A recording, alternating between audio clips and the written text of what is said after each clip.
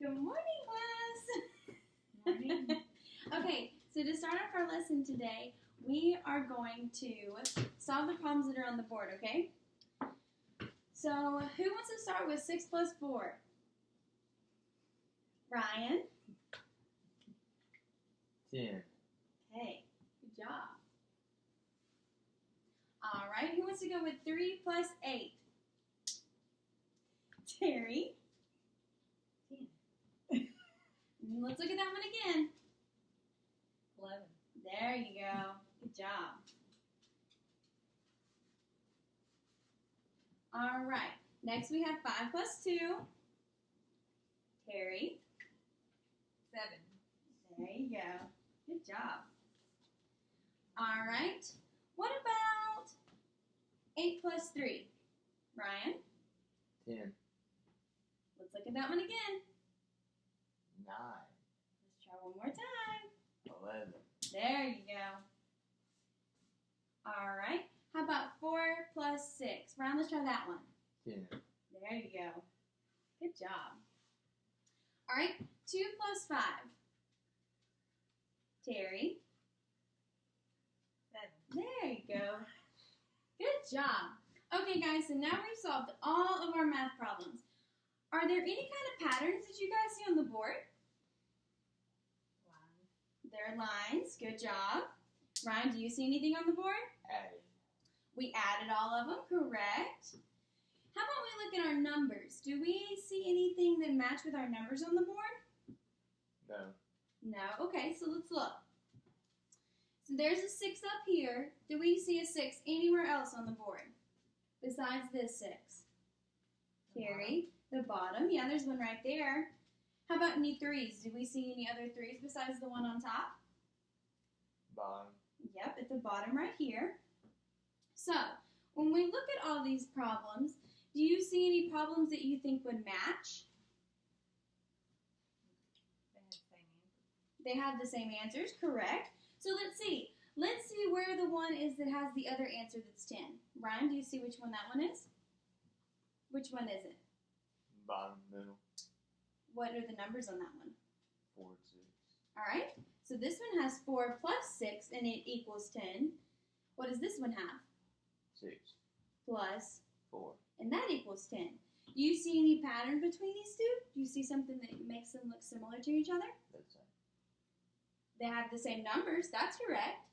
So is there something else that might be different between the No. two? No? Okay. Terry, do you see anything that has the difference between those two numbers? Or two problems? This one and this problem. You switch the numbers. You switch the numbers. That's correct. So on our first problem, 6 plus 4 equals 10. But on our second problem down here, we have 4 plus 6 equals 10. So the numbers are swapped. And when the numbers swap like that, they're able to be added the same, but they're just in different orders. So that is called the commutative property. So today that's what we're going to talk about is the commutative property. So for 6 plus 4 equals 10 and 4 plus 6 equals 10, we're going to draw a line. And those two match. Those two problems are the same problems, they're just swapped. So let's look at the other ones. So let's see. This one, what are the numbers we have on this one, Ryan? 38. All right. Do we see anywhere on the bottom that might be flipped, like the other two? Mm-hmm. Which one? Right. All right. So this one? Okay. So what are the numbers on this one? 8 and 3. Yeah. So they're swapped, right? The top one is 3 plus 8 equals 11. And the bottom one is 8 plus 3 equals 11. So they're swapped. So we'll draw our line and match them. All right. So the last one we have, we'll get Terry to read the numbers. So what is the top numbers? 5 plus 2. Equals 7. So what's the bottom numbers? 2 plus 5. All right. And that one equals 7. So here's both of these. All right. Now let's see if we can think of one example each of us of the same type of problem. So I'll start. My first one would be 2 plus 3 equals 5, and then 3 plus 2 equals 5. They're just swapped. Ryan, can you give me an example? 5 plus 5 equals 10. That's a good one. So what would happen if you flop those two numbers?